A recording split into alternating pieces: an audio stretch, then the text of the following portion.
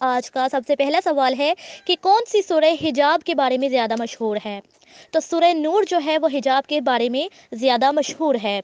دوسرا سوال ہے اعتراض کا کیا جواب ہے؟ کیا یہ اعتراض صحیح ہے؟ جی نہیں، اعتراض جو ہے یہ بالکل بھی صحیح نہیں ہے، کیونکہ ہر ایک خاتون جو ہے اگر وہ باہر جاتی ہے گھر سے اپنے، تو اسے چاہیے کہ وہ اپنے اوپر کوئی برقع یا چادر اوڑھ لے، تاکہ کہیں بھی وہ کسی بھی مرد کے اگر اس سے سامنا ہو تو بالکل اس نے اپنے آپ کو چھپایا ہو اور حجاب کیا ہوا ہو۔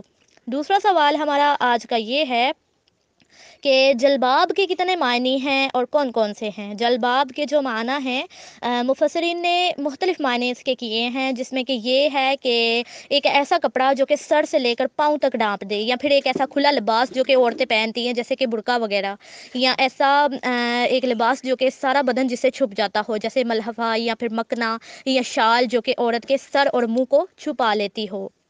اگلا جو ہمارا آخری سوال ہے کہ رسول اللہ صلی اللہ علیہ وسلم کو کس آیت میں کہا گیا کہ اپنی گھر والی خواتین کو پردے کا حکم دے؟ آیت کا نام بتائیں۔